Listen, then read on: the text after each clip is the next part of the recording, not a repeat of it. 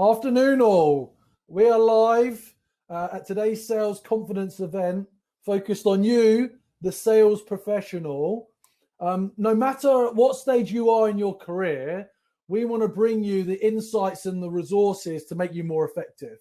So I'm really excited today to have a good friend of mine, Alex Brown, who last year was helping support build sales confidence before we had to go a little bit off piste because of the pandemic. But Alex, thanks for being here today. And I'd love to have you share a little bit about why you're still excited about sales confidence, but also more so why you're looking forward for us to getting back together in person to organise these. But to start with, thanks for being here.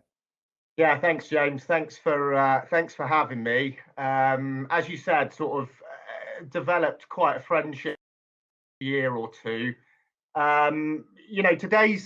Today for me, I think you summed it up really well. We're still supporting the growth and development of the sales profession, and anyone in the industry will know that that's so underserved at the moment. It's an area that's been neglected for years. So my passion came from, I wish that I'd had the support of you and sales confidence when I was growing and developing my career. So easy for me to get on board with the mindset and the mission of sales confidence. In terms of coming back to normality, I miss the in-person. I miss shaking hands, looking in the eyes, and building relationships with people. So I think when the blocks open, whenever that'll be this year, I think you and I will be the first people back through the door in the respective offices. Yeah, look forward to it. No, I appreciate it, Alex. And that's a good point. This is really for you. I'm going to put something out there, particularly for this audience. We tend, when we do our SDR events, to get 500, 600 SDRs. So if you don't send your SDRs to sales confidence, make sure you do. And then on the leader side, we tend to get a few hundred. Today, I'm expecting 70 or 80 of you to join us. There is a lot of value for you as an IC. Now, I appreciate some of the speakers sell into different ICPs, sell different types of technology, but we're all in the same game and we can all learn and develop together. So we've got an incredible lineup today of speakers where you're going to get some real actionable insights, because we've got a couple of authors and we've got a professional coach, as well as some experts in Loretta from Varicent and Jonathon from Cognism. So if this is your first time, would love to know. So just in the chat so we can get a bit of engagement going. If this is your first time today, just say yes. If this is your second or third or fourth, just pick the number of event that this is for you. I want to see some engagement. Let us know what number event this is for you in the chat.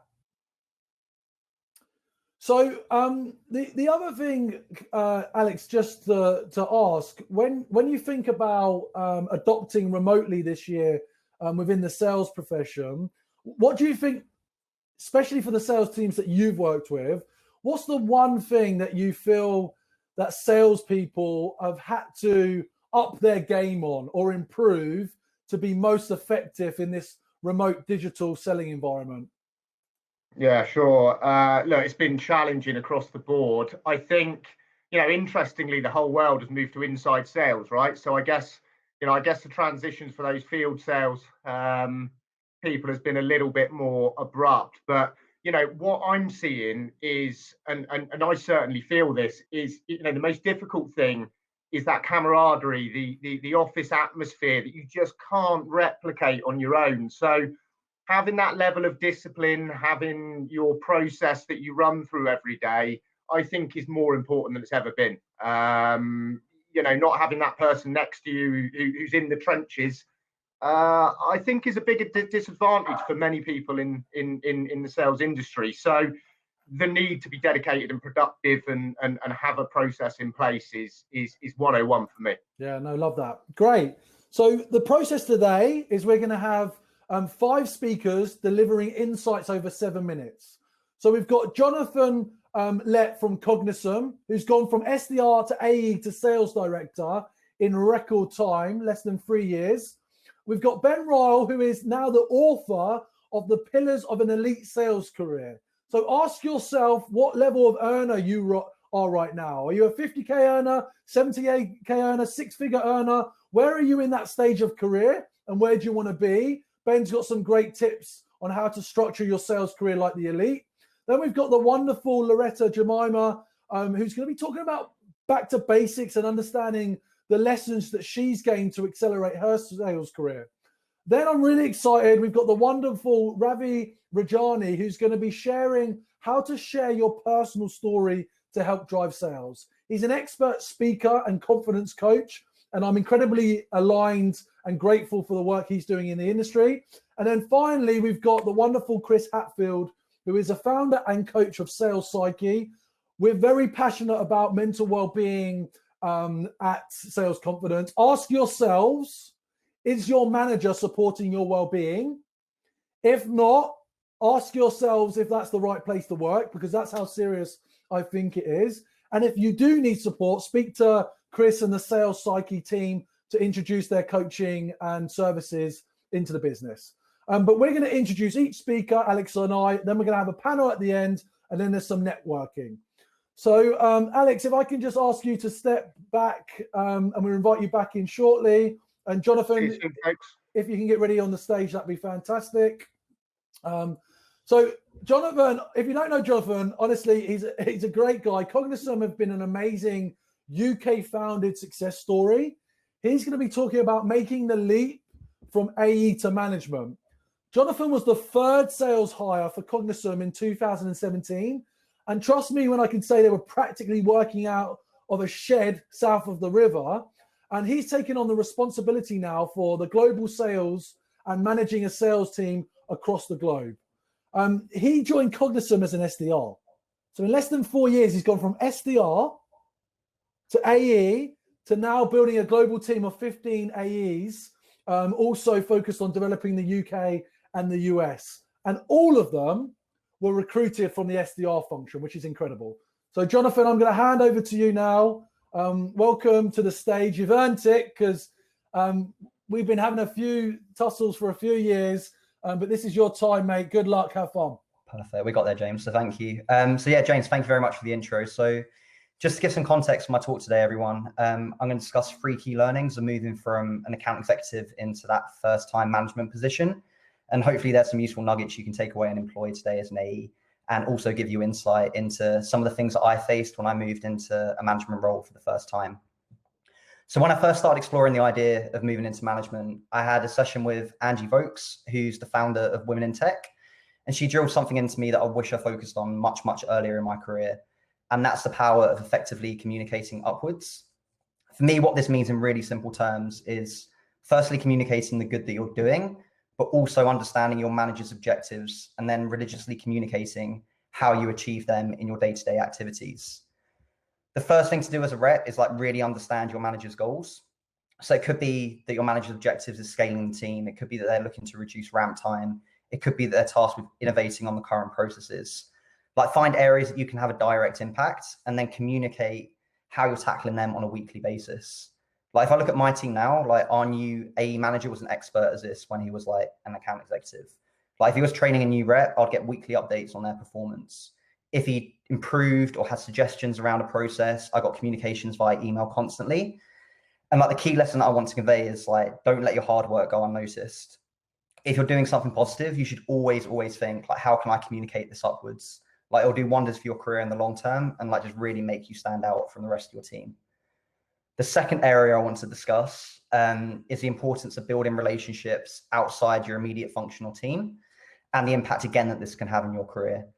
I want to share a really quick story about how I went from my current role and how people outside sales had a huge say in the ultimate decision in me actually getting the position. For context, as James said, I was an SDR 3 years ago, so I was probably punching a little bit out of my league, but the colleagues in other departments really fought my corner to give me a chance. And there were multiple people involved. I had the CMO, the head of CS, head of other departments as well, were also involved in the process. When I was an AE, what I did very, very well is I worked very closely with these different department heads, and I made sure that I attended all company events. I led cross-departmental meetings when there was the opportunity to do so. And also whenever they needed something, I always made sure that I was a main point of contact that they could come to actually get something done. And I think the whole experience of having other people have like such a huge influence in the decision of me getting that role. It just made me reflect on like perceptions and that people talk. Like my SDR manager that now reports into me, he always talks to me about high performers and low performers, and the CS manager as well, when we catch up, talks about great CS managers. But I have perceptions of people without really ever speaking to these people. And when key opportunities come up in the business for key promotions, like I always get asked an opinion. And there's no way that I would usually object if I've heard really positive things about them from my team. Like they say there's like 8 people in a buying committee when you're buying software. I think the exact same is true when it comes to actually really important internal decisions. So yeah, I've seen it firsthand. Like departments have blocked moves and they've discouraged promotions because they perceive the people to be difficult to work with or slow to respond. Like just don't disregard how important like external relationships are on your career trajectory and really start forming them today. Once you actually transition and move into the role, that's a whole new topic, right? And if you really want to craft and roll out initiatives, the higher you get, the more you need to rely on other department heads to be alongside you and actually support you. So yeah, your ability to build those relationships to the next level, but also when you're actually in that management role and forming those relationships with other heads, like your success is kind of dependent on your ability to work alongside them. The final area I want to discuss is the not so nice part of management, which I personally didn't really take into regard when I applied for the role, and that's the potential area of having to let go of a rep. And there's 2 examples that came to me that I think are key where I made mistakes. And this is the first one is people who operate out of line with the rest of the team. Typically, these tend to be high performers because they think they're on kind of like their high horse. And the second element is like low performers who you just try and save for too long. Like if you adopt a team and you've just come from that team, like the title you get doesn't yield respect. And I learned that the hard way, right? You have to really earn respect, and that comes over time, and that's based on the actions that you take. So it's likely if you got the promotion, like others would have missed out, and yeah, you have to win them over to prove that you're the right person. Like a really easy way to lose respect is allowing people to operate on their own rules. And I'm sure there's some A's listening today that will say certain members of their team get away with everything. And I'm sure they're very demotivated by the lack of action by management. If you move into a role, it's a terrible precedent to allow this to continue, because if new people join your team, like you can't hold a certain group of individuals to a certain level and others that are completely exempt to any rules. So I would say, like, don't be afraid to rock the boat, even if it means like these individuals moving on. They could be very, very high performers, but making sure you've got a clearly defined process and rules everyone follows allows for scalability, and it allows you to scale your team very, very quickly. And for me, like the high performers I want in my team, they're the people that are like the golden children. Like they follow my playbook to a T, and they're just a great example for anyone moving into my team as a new account executive. The second element is then dealing with low performers. And I think it's like innate in the way I am, that I always want to kind of support people, but I learned very, very quickly that you need to define what is an acceptable allocation of time and resources, and you really need to stick to that.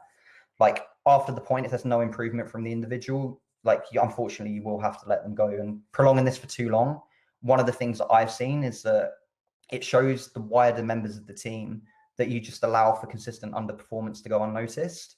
And that drive to succeed for the rest just reduces massively if you consistently just allow these low performers to operate and just stay in your team. So not only are you doing justice to the rep, but it's really overall impacting your revenue. So yeah, sometimes you have to make decisions, and you need to be aware that if you are looking to move into a management role, that this is probably something that you're going to have to do. And just don't be afraid of it. Like that's something that you really need to focus in on. So yeah, I think I'm pretty much approaching time. So just to summarize, like build those key relationships with other stakeholders. Know that you probably will need to be able to like get rid of reps at some point.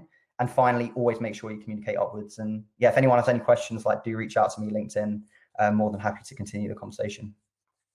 Amazing. Jonathon, thank you. It's been a while since we've seen each other. I think the last time was Sales Confidence at the Andaz, I believe. We had a bit of a party at the Andaz. So really nice to see you again. I mean, so many amazing points there.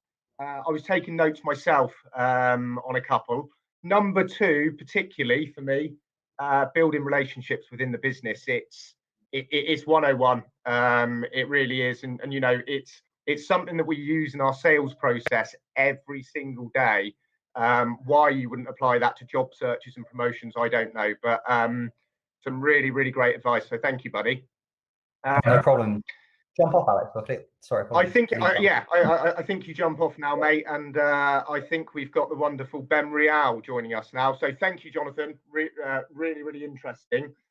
So our next guest, Ben Riall. Ben is the author of the Elite Sales Pillars.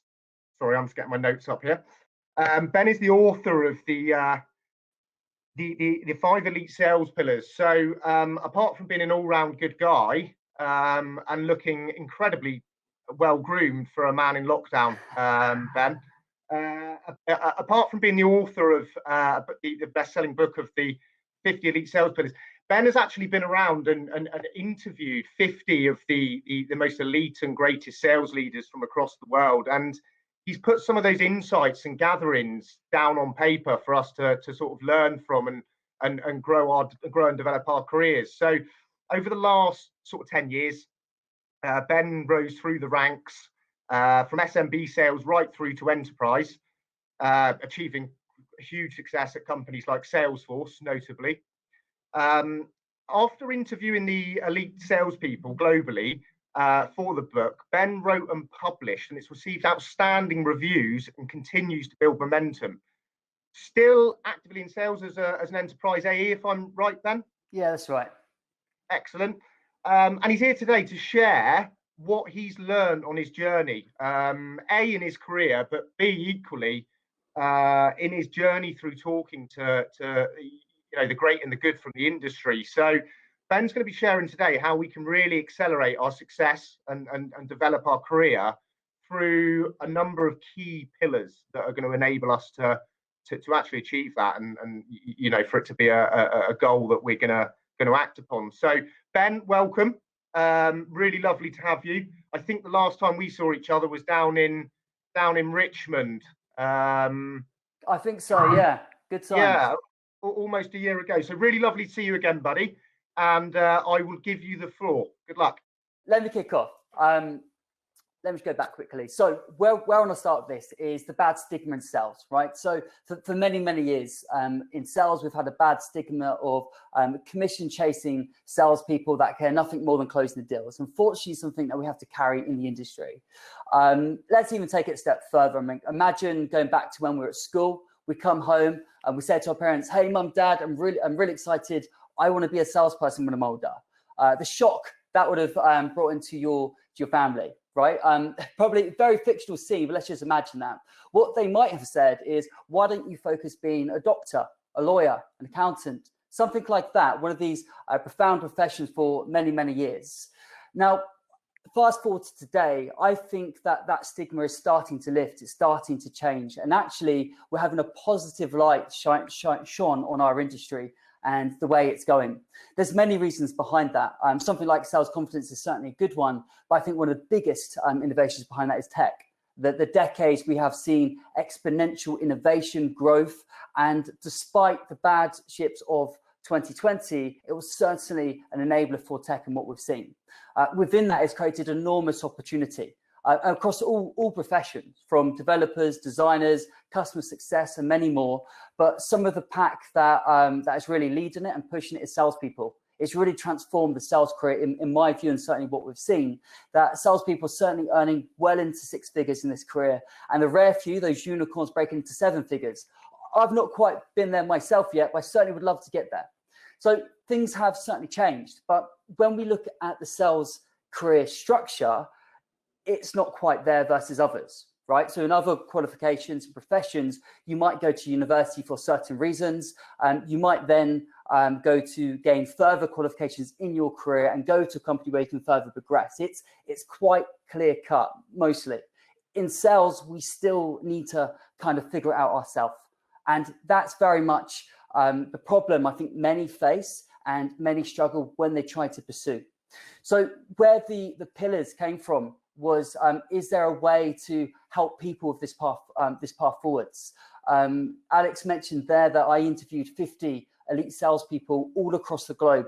I tried to focus on different industries, but kept bringing me back to tech. What I'm really proud to say is that all 50 validated this hypothesis I'd identified of what the elite sales career is and what those pillars are. All of them had developed those the pillars in their career, and it's helped them to push forwards, achieve the top of the ranks, and they continue to develop them. It's something not everyone realize they're doing, but when you understand what they are and focus, you can certainly move faster. So what are the pillars? I've never actually shared the pillars in a talk before. They are in the book, but today's the first time. So the pillars, there's 5 to be aware of. Number 1 is heart of the action. What I mean by that is think of where the innovation, the disruption, the momentum is. That's the heart of the action. And that's where you want to place yourself, because you can ride that wave and push yourself forwards. Now, in that place, become an expert, right? Our buyers expect it of us, not to be a salesperson pushing a product, but someone who understands the unique business problems can help them resolve them. Number 3 is you are a salesperson. Never forget that. So become a student of sales. It's a profession. There are skills to learn. There are methodologies to learn. There are ways to do things to learn. Become a student of sales and develop into that professional you can become. 4 is career ownership, right? So we are only limited by our own ambition, determination, and drive to succeed. Sometimes we find ourselves in a company where we might have reached the peak. That's a great time to move on. So it's your career path, own it. And 5 is mentorship. Mentorship is simply the act of asking for advice from someone that's more experienced than us on the topic. That can be as big as how do you plan your career. It can be as small as what's the best way to open a cold call. The reason it's the 5th pillar is because it's present in every single aspect. Now, there are supporting behaviors around the pillars, and there are further points to it, but I just wanted to put that in context today of what they are. Now, many of you may already think about these and how you bring that to your career, and have maybe already written things such as the heart of the action. But I want to do a simple exercise today and something to think about that you can take away today. And many of you, again, have probably already thought about this. It's ultimately, where do you want to be in your career and in your life? Why do you want to be there, and by when? For some, that could be as far as 10 years or more. It could be much shorter, 5 years, 3 years. The point being is it's somewhere you are aiming towards and trying to get to and fighting to get to. And of course, rewind that back to where you are today. A frank, honest review and looking at your current situation. How do you move forward? Because then you have a direction and a path. And I'm sure many people do that.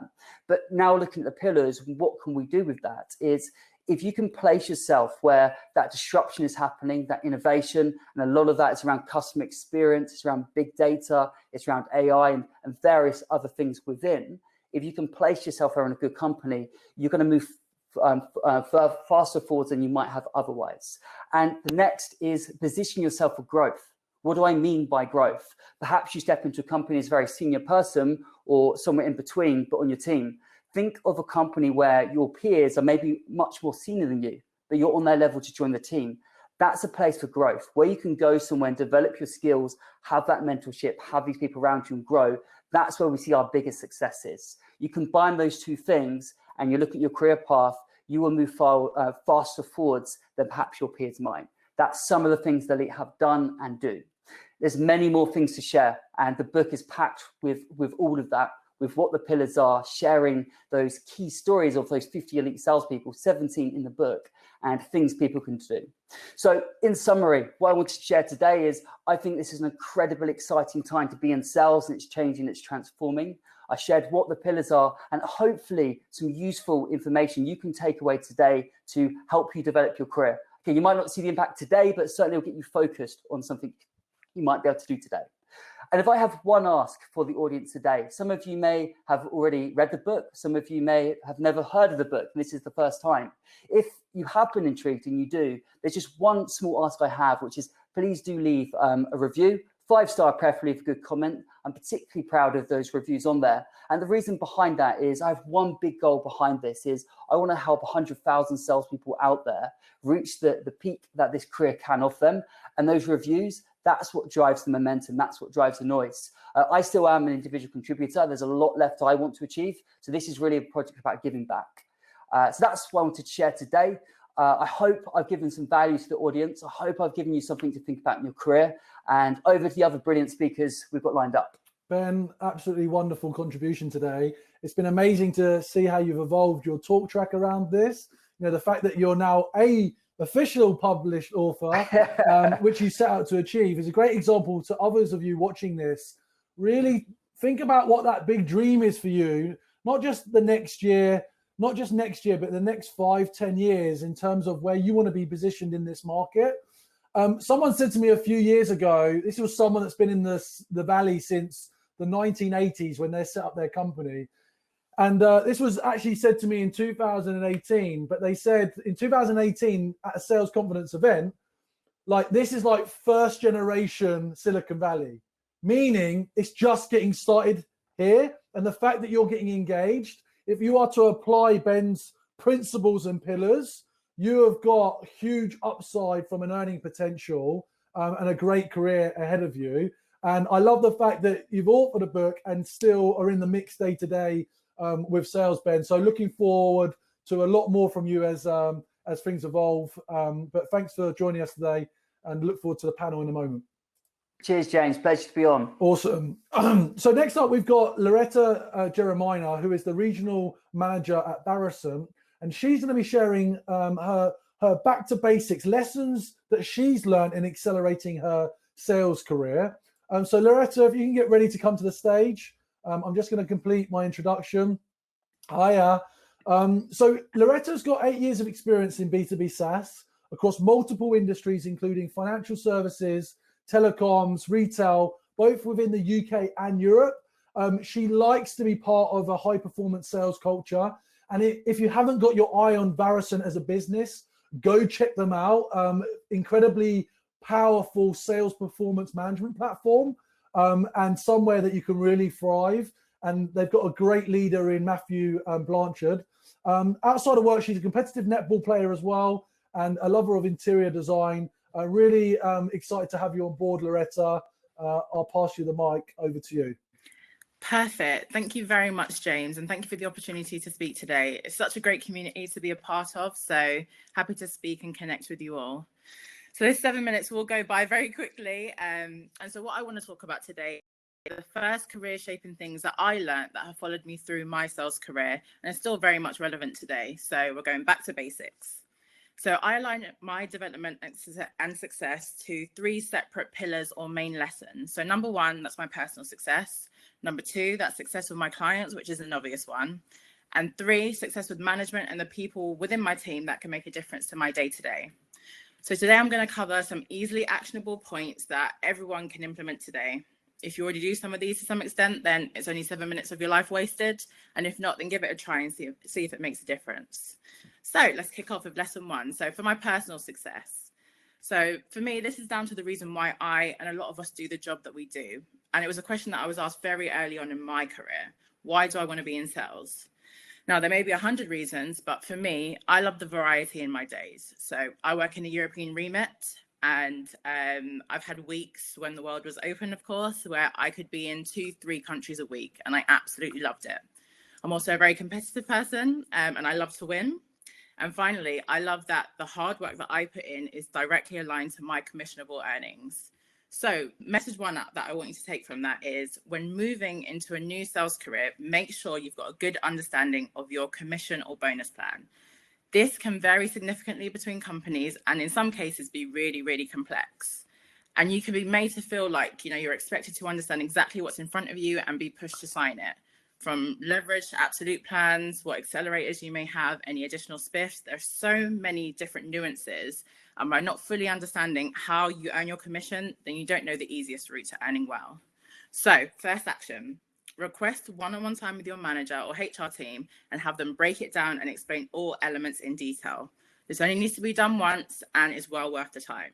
Understand your commission plan. I have the advantage as this is something that I talk about on a daily basis. So happy for you to connect with me, learn more, and just here and happy to help. So message 2 around my personal success. And this one's quite personal to me, and it really speaks to the way that my mind works and has helped me massively. So give it a try and see if it works for you.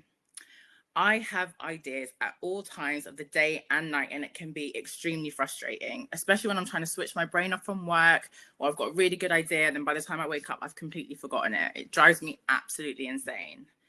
I think with our line of business, creativity is so key. We work with so many different types of people and clients that there's never a one-size-fits-all approach. So new ideas are our USP.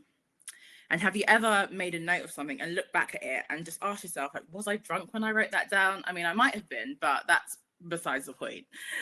So one very simple thing that I do to make clear and easily actionable notes to myself I can refer back to, which then frees my mind from the point, so then I can sleep or I can do whatever I need to do.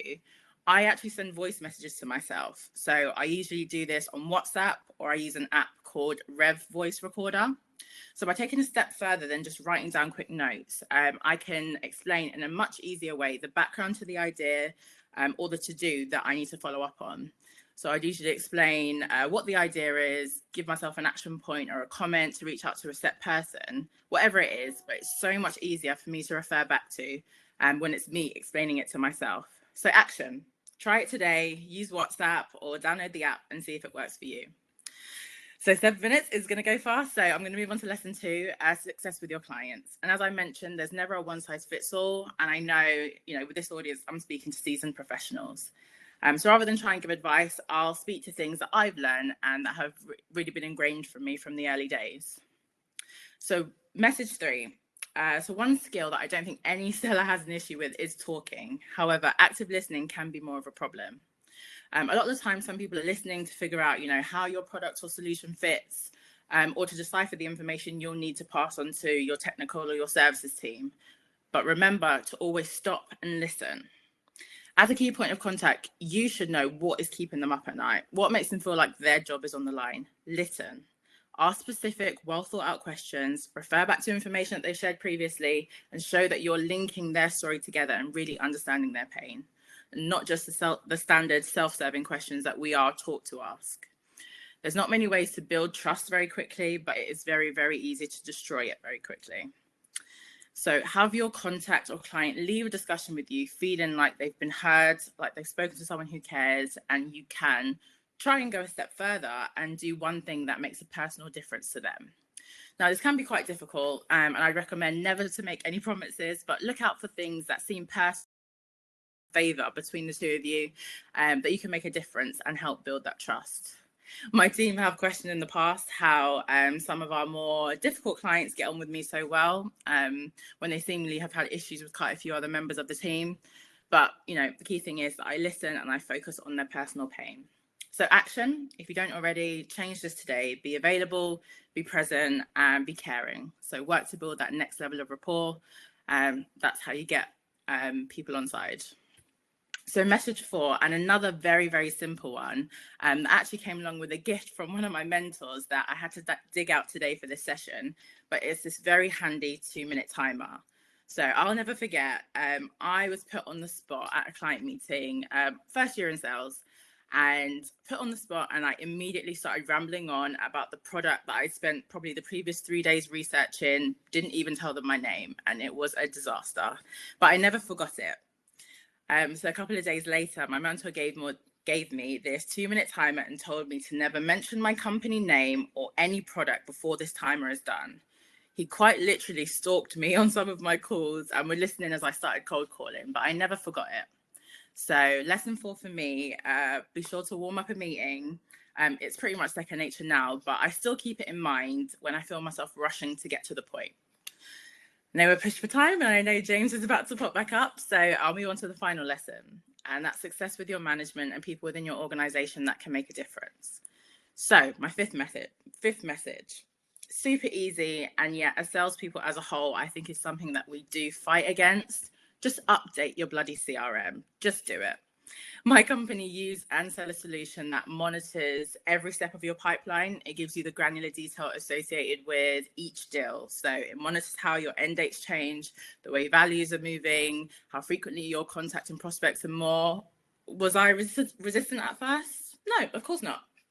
I mean, that's just in case my manager's watching, but of course I was, and probably everyone else would be. But the reality is that this is the direction that we are moving to. So you need to get ahead of it. Stay off the list that leads to more meetings being put in your diary to discuss pipeline. So action on this one. Find out when your management does their weekly data pull for their management reviews, and the day before, set 25 minutes to update your CRM and just get it done. Management will love you for it, and more importantly, they will leave you alone. Not sure if I've got time for the final lesson, but no one's popped up yet, so I'll keep talking. So message 6, and it's a personal one, but something I've found out. There he is. Can I finish, or I've got another minute? You go on. Perfect. Something I find extremely helpful, and I'm sure you, much like myself, work with a team of very, very talented people. And I hope you, like me, have that one person that hears all of your crazy ideas. I won't mention his name to embarrass him, but if I have any kind of idea, the likeliness is I have run it by him. He's very different to me. He's very technical, very logic driven when it comes to solutioning. So whilst I may look at the wider art of the possible, he always reins me in and ensures that my ideas align with reality. He's my go-to in a lot of sales scenarios. So in sales, even though you clearly can know what you're talking about, there's always a perception that we may have an ulterior motive. So it's always important to set up someone else within the team that will also engage with the client as the external trusted party. So they're singing from the same hymn sheet essentially, but they are positioned as the likable party. My person is amazing at that. And I've sold deals solely on the back of the fact that I promised he'd have a hand in implementing the project. So not necessarily an action on that one, but make sure you have that person and make sure you value them. So to conclude then, just thank you very much for listening. I look forward to speaking with some of you. And just remember, you can't build a reputation on what you're going to do. So just get on and do the damn thing. Thank you. Wow. Loretta, thank you so much. Some sage advice in there, and some absolute staples, I think. So thank you so much. I've taken a few bits from there. Be available, be present. I absolutely love that. And James will attest to the fact that I probably right now need to go and update the CRM in some way, shape or form. Get it done. Yeah, absolutely. Yeah. And I hear you on getting rid of those pipeline meetings. So yeah, really, really insightful. Thank you so much, Loretta. I don't think we've met before. We haven't had a chance to, no. So yeah, good to speak. Good to connect. Amazing. Well, thank you so much. And I'm going to bring Ravi on now. So I know there's something to do. That's it. Are we good? Oh, we're in there. We're in the money. We're good. Ravi, how are you, mate? I'm all right, buddy. How are you? Really, really well, thank you. We don't know each other, Ravi, but I feel like I know you because you spend a lot of time in my social media feed. Probably too much time. Yeah. So I feel like I know you really, really well, but aware that we haven't met before. So just to introduce you to everybody who might be in a position like me, I'm sure there's lots of people who do know who you are, but I'm sure there's a lot of people that don't know a few points about you, which I'll reveal now. It's a fairly unorthodox journey to where you've got to, and you've worked in a number of areas and industries. So for everybody who doesn't know, Ravi started out at dance school, actually. So Ravi started out at dance school as a kid, stumbling into theatre as a teen and delivering hundreds of presentations during his time as an investment banker and during his time as a sales leader. So it became clear from there. And with his newer, I should say, coaching and consulting practice, Ravi now helps leaders, companies, and sales teams speak with confidence, become impactful storytellers, and deliver profitable virtual presentations. I know from experience, one of Ravi's mantras, it's not about what you say, it's about how you say it. And I think it couldn't be more important to a salesperson, right? So with no further ado, Ravi, the stage is yours. Thanks, buddy. Let's go straight to the chat function, ladies and gents. I'd love to know on a scale of 1 to 10, okay? And don't lie to me, okay? Don't lie to me. On a scale of 1 to 10, how important do you believe storytelling is for unlocking sales in 2021? On a scale of 1 to 10, hit me with your thoughts, okay? Hit me with your thoughts. Don't be shy.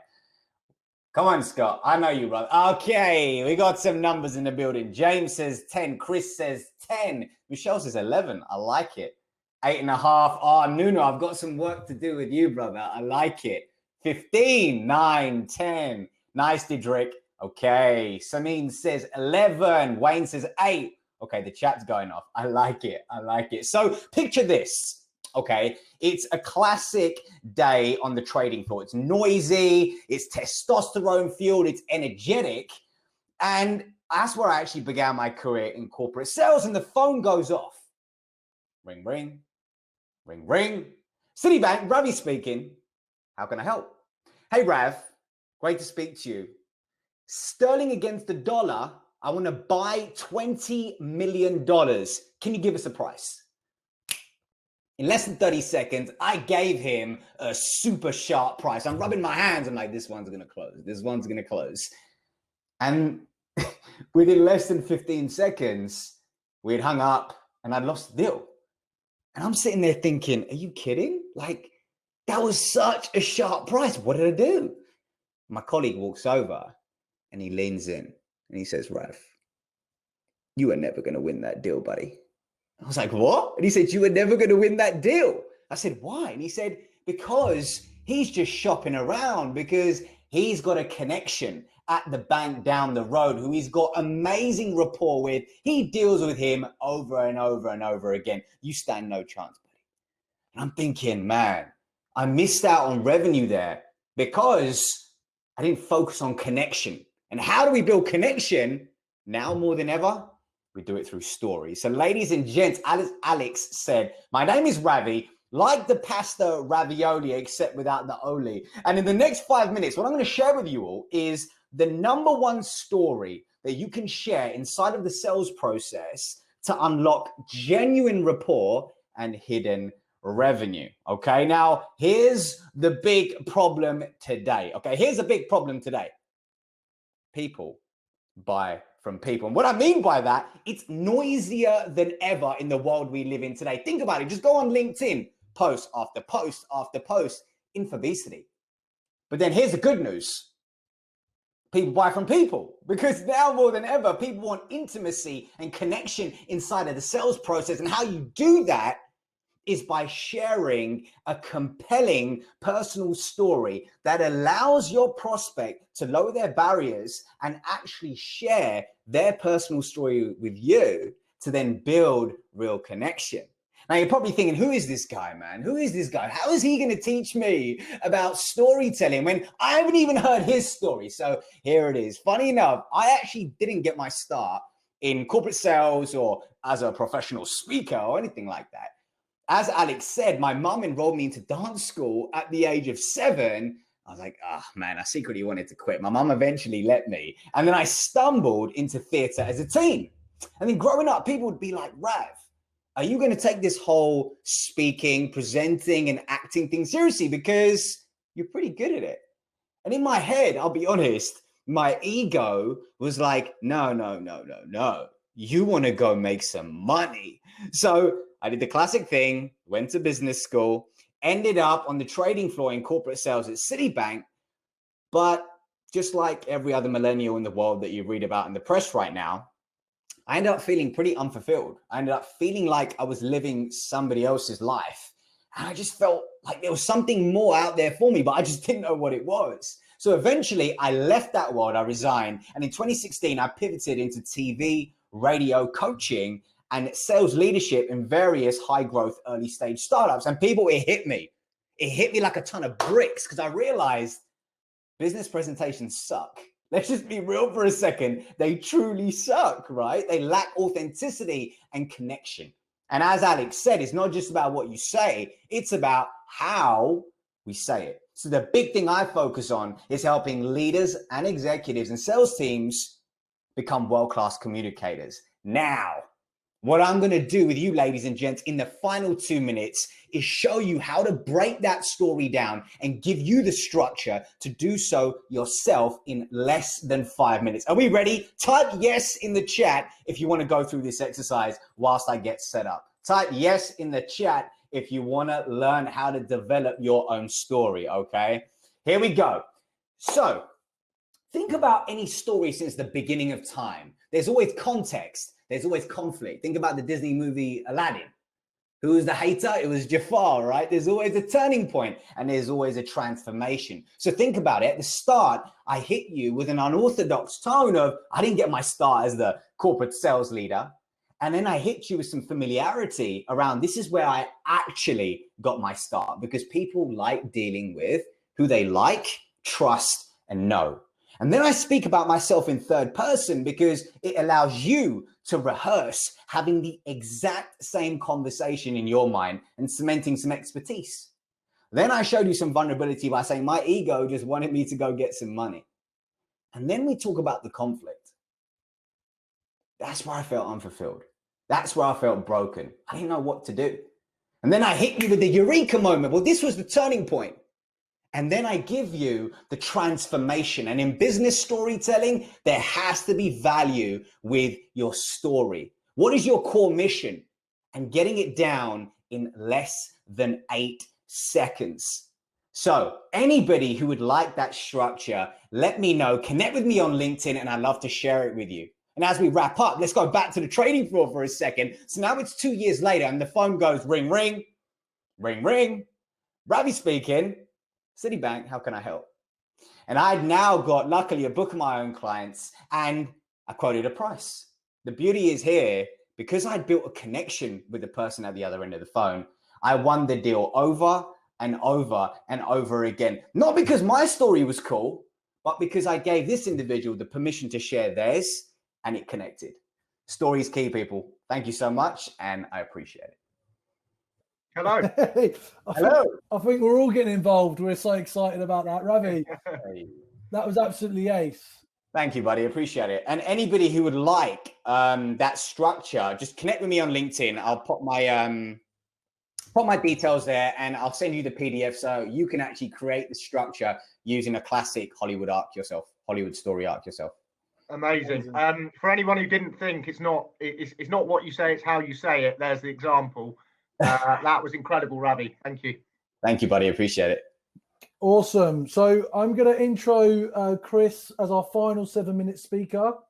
And then we're going to lead off with the panel. And then we're going to networking. So do hang around because the speakers will be available for you to speak with at the end of this session. So I am really, really excited about what Chris Hatfield has brought to this industry, and everything that he's doing with Sales Psyche is incredibly, incredibly valuable. And I highly recommend that you check out his website and invite him for a conversation with your sales leadership. So just to tee you up, Chris is a founder and a coach, and he's going to be talking about managing stress and changing your state for performance. Every single day, there's frustrations that come out in your role. That's the nature of this job. That's why we've got the high rewards, but it's a roller coaster of an emotions. It's easy to flip out at a conversation or an email. Chris is going to get you right into the detail of understanding your triggers, how you can change your state, and how you can drive greater success and well-being. We're proud partners with Sales Psyche because I think it's going to change the game. And really take on board what Chris is sharing because it's super, super valuable. Chris, over to you. Yeah, thank you, James. And afternoon, everyone. Great to follow what a wonderful set of speakers as well. So what I'd like everyone to do to start off before we get into things, I just want you to close your eyes. And even if I can't see, I just want you to close your eyes. And on three, when I count to 3, I'm going to pick someone to come off mute or one of the panel to start singing.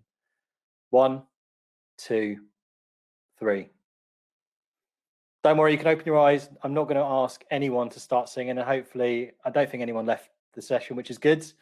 But what I want to know from you there, just share in the chat, what were some of like the feelings or the emotions going on, like even from the panel as well? What was some of the things going on in your mind when you thought you might have to come off mute and start singing? Vanilla Ice, Ice Ice Baby. Well, yeah, great. What were some of the other feelings? Like some of you might be thinking tight chest, like butterflies, maybe like a million thoughts going on through your head, country roads. I love it. We've got so many like budding karaokers in here. Yeah, shit, no, Italian song. Yeah, so a lot of these kind of feelings, you probably felt quite nervous, butterflies, excitement. Yeah, well, there probably are a lot of people who can sing in here. What's going on there is what's known as this part of our brain that sits in the middle of here, our amygdala hijack. It's like if you imagine it's like our smoke alarm, and it goes off at the sight of any sort of threat or challenge that's outside of our norm. So those that are probably quite excited, that probably wasn't as much of a thing for you. But what happens there is when our amygdala starts going off, it stops like this part of our brain, the prefrontal cortex, from operating. And this is where we do all of our decision making from. This is what makes us great at what we do within our role. So when that actually starts hijacking that, we stop thinking straight.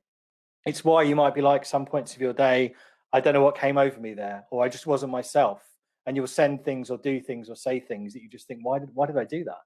It's because it wasn't you.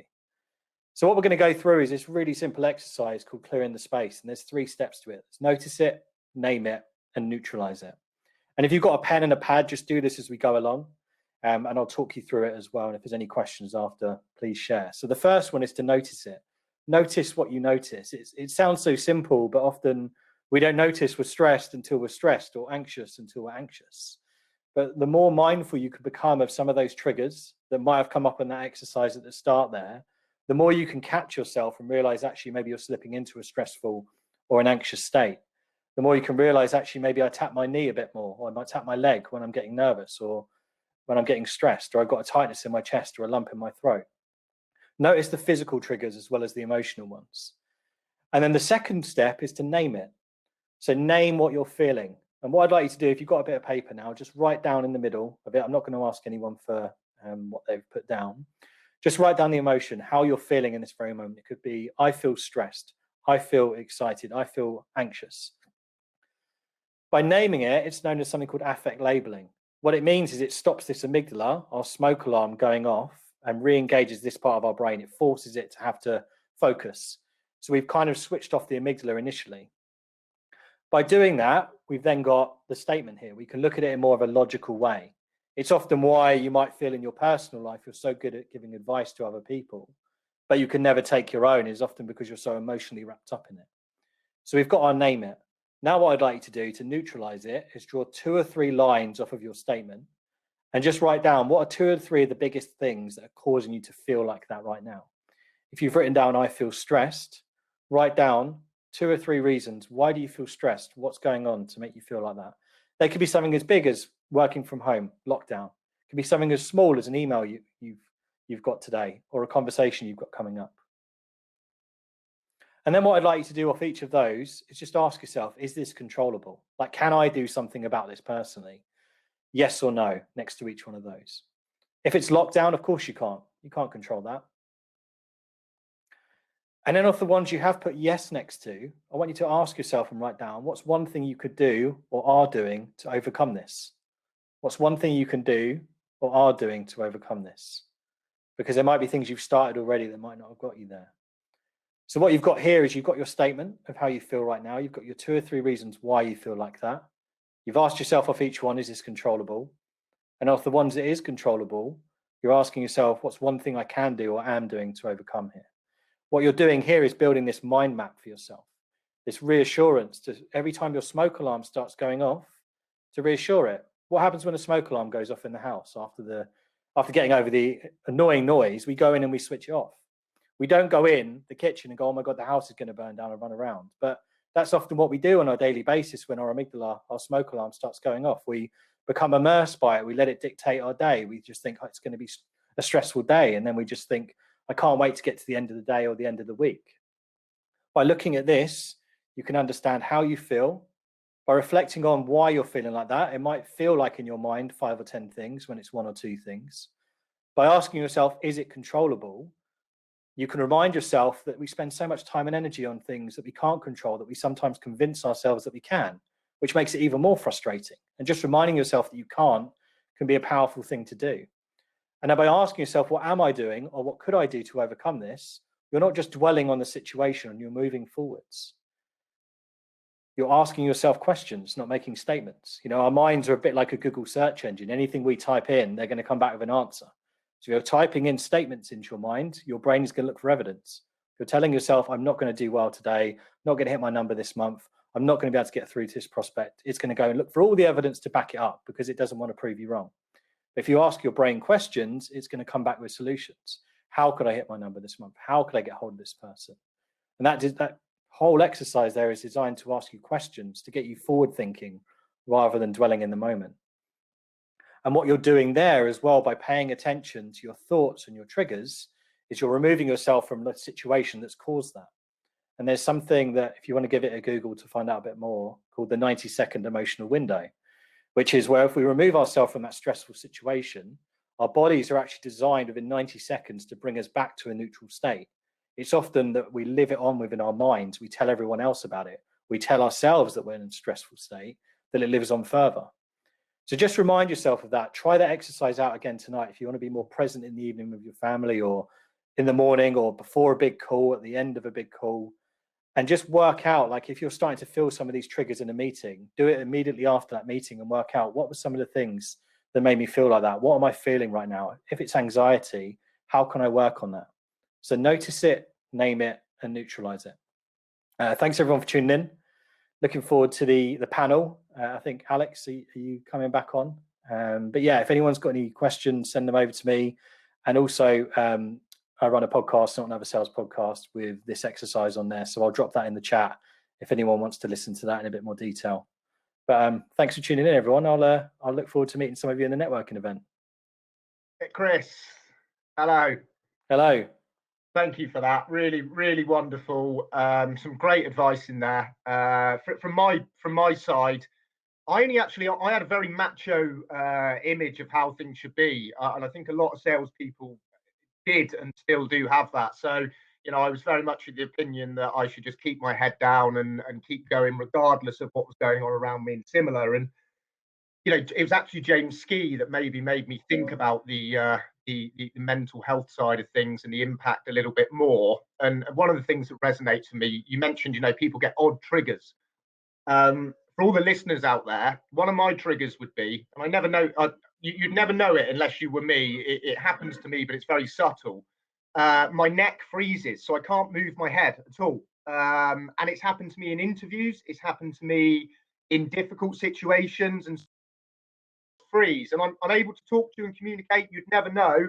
But deep down, I'm very aware that my neck, I couldn't move my head at all. And it's really, really difficult to keep that, that cool on the outside. So I think it's really important, the work that you guys are doing, and I echo James that I think it's gonna change the game for many people. So thank you, Chris. Thank you. Thanks, Alex. Brilliant. Well, I think, guys, we're now moving to our panel session. So I'd like to bring some of the speakers back on.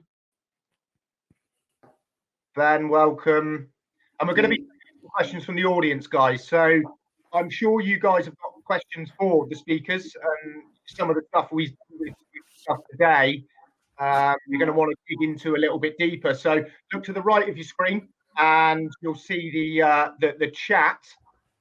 If you can be filtering your questions in there, I'll ask them to the speakers as we go. But I think I'll kick off to start with. So thank you for everyone today. I think it's been absolutely incredible. A question from me would be, what's a really actionable tip that a sales rep could take and implement today that's going to have an impact on their performance? What's something that we could take away today? What's one thing that you guys are doing that you think if everybody implemented, it would make their life easier, get to quota quicker, essentially improve their performance? Any takers? I'll start with a really simple thing that makes a dramatic difference, which is calendar blocking. Just simple structures, such as, 8 to 10 prospecting, saving your meetings for the afternoon, prep, etc. That's simple. I don't think enough people do that, but being strict as well. It's easy to say you do that, but be strict as well. For me personally, makes a big difference. Amazing. Really simple.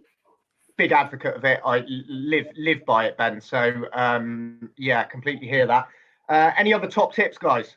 Yeah, go on. Go on, John. Go for it, man.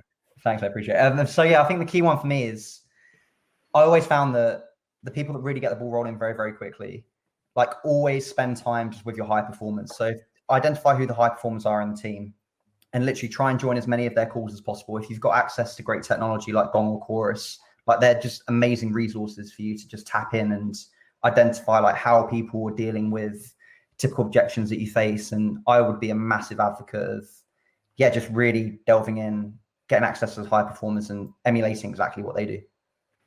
Excellent. Yeah, I couldn't agree more with that. Over to Ravi.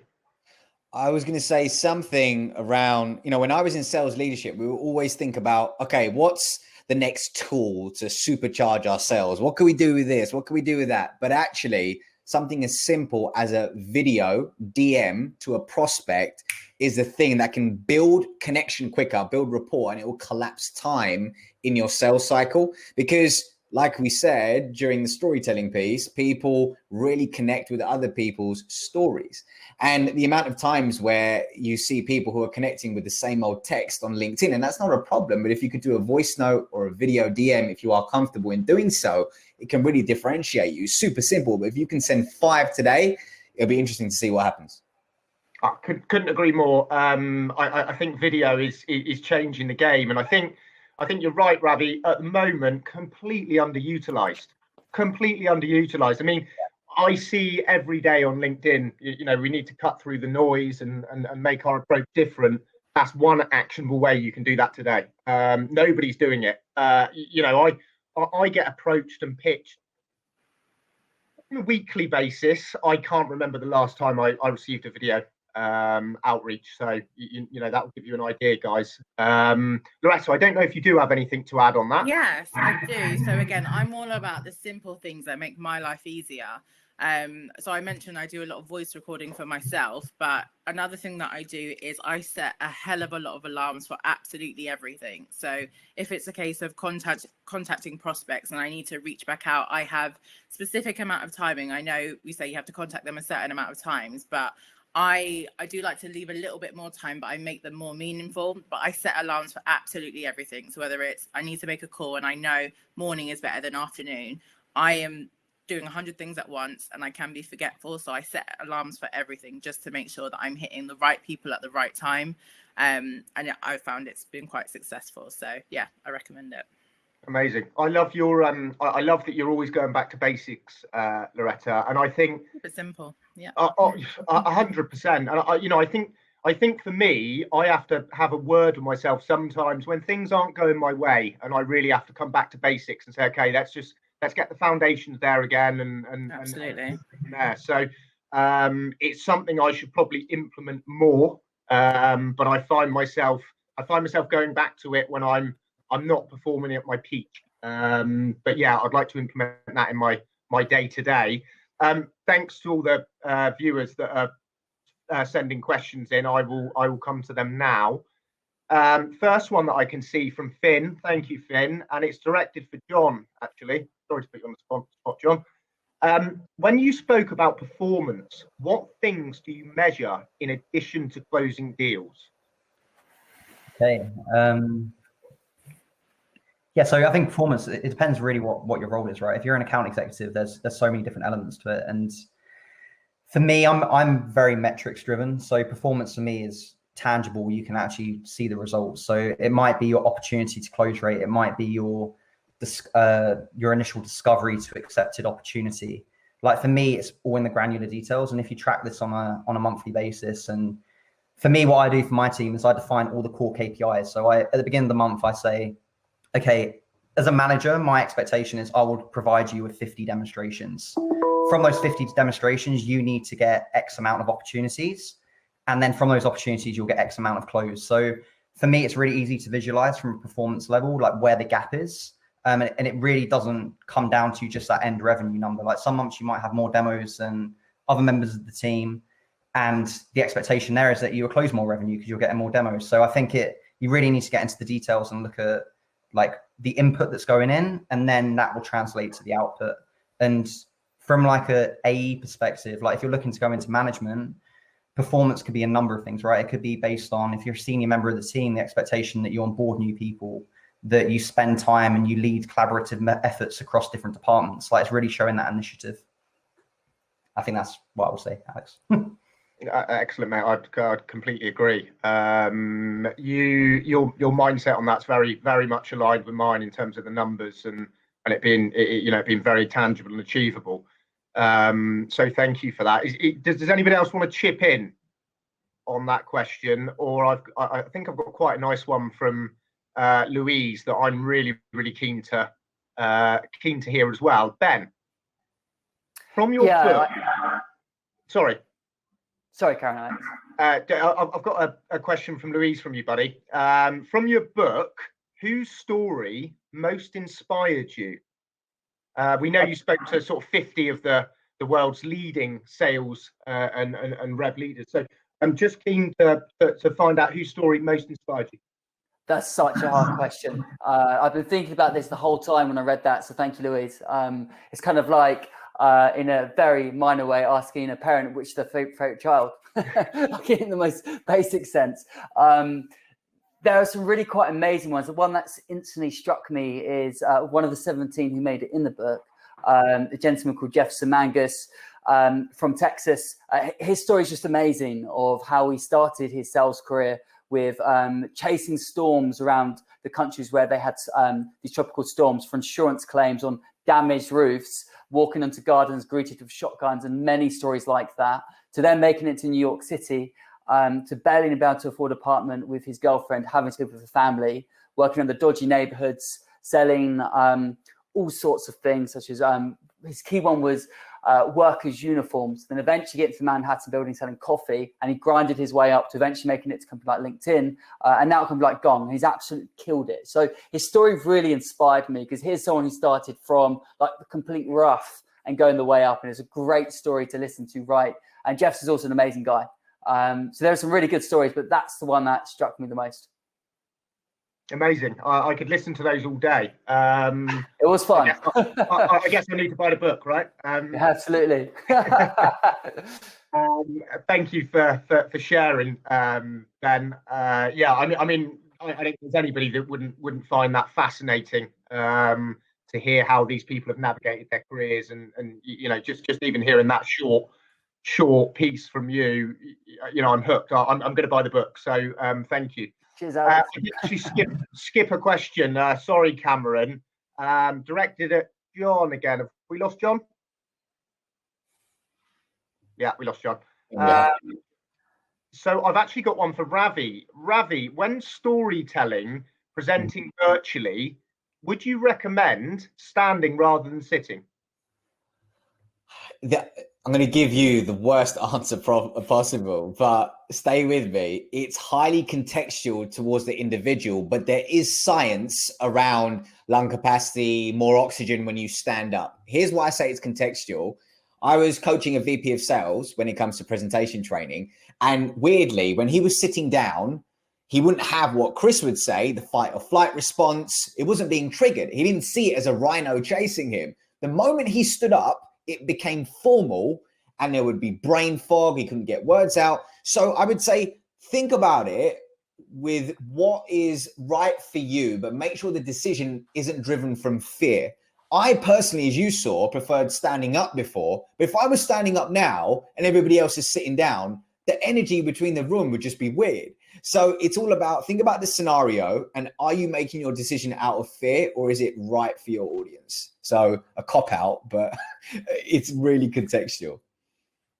Yeah, thank you. No, and I would agree. As an early salesperson, I was told it was essential to be on your feet when speaking to someone. Like you said, lung capacity, projecting your voice and all of those things. But actually, if you're more comfortable sat down, I can completely see that. Yeah.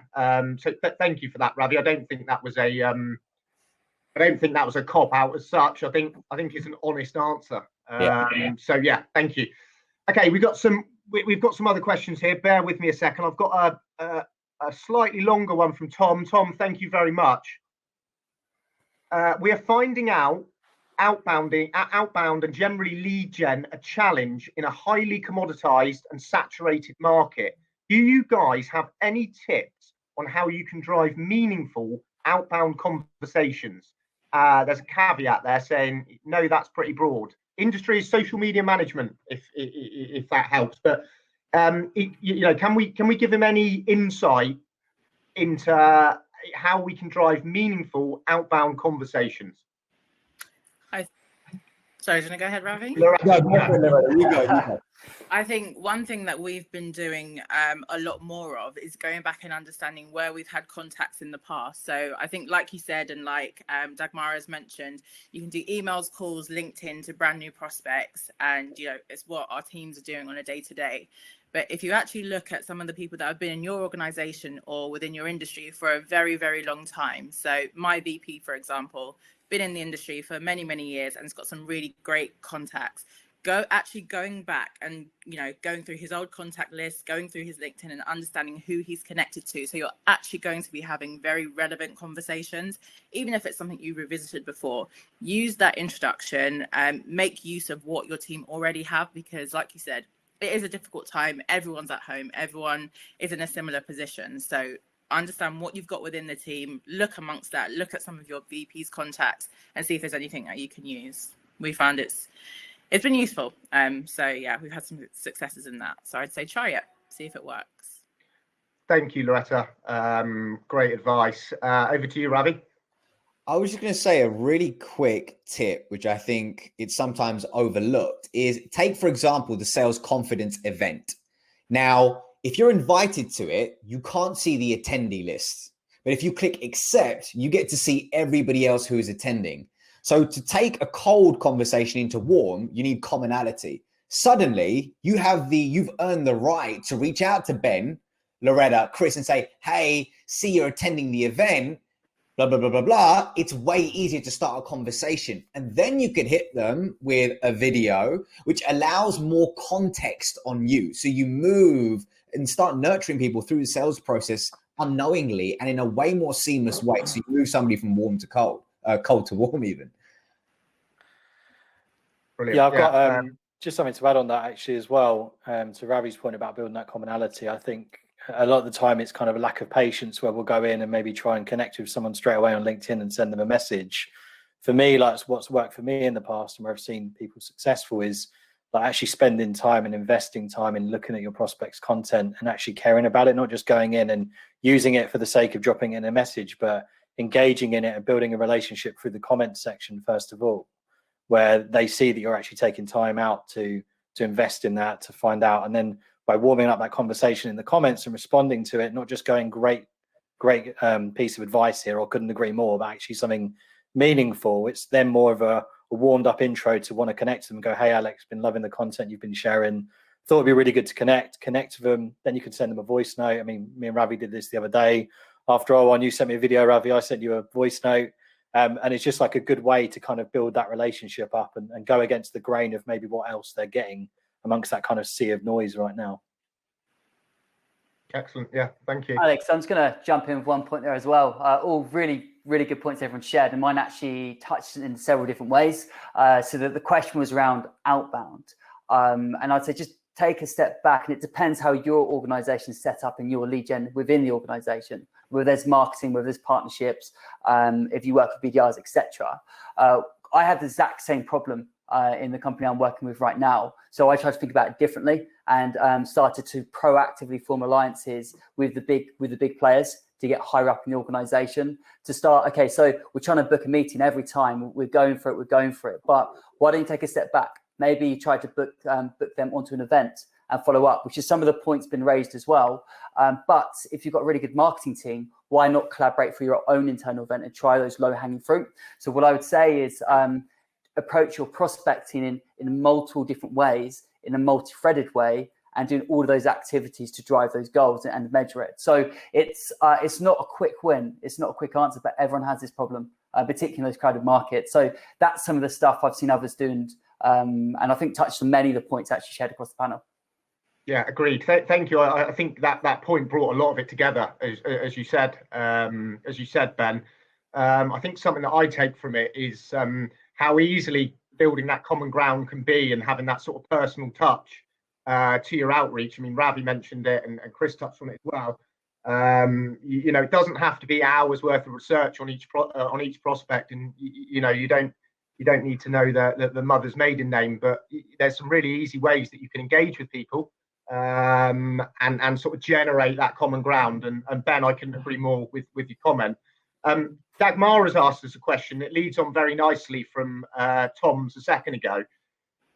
In a very saturated market, we are looking for alternate ways to drive conversations. And that's on top of emails, calls, LinkedIn, video prospecting. Any ideas? So I think Dagmar is looking for some channels that we can use to cut through the noise that are outside of emails, calls, LinkedIn, and video prospecting.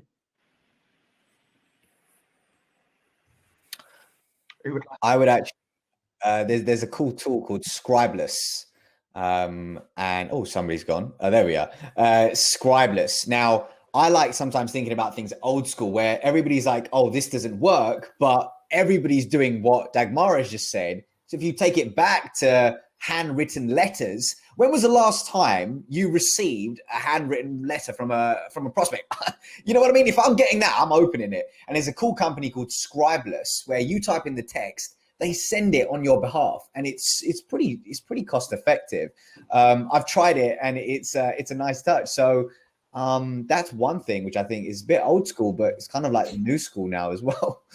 I couldn't agree more. Just out of interest, you use Scribeless. Did you get the meeting? We used it, and I don't think we got a response. We didn't get the meeting.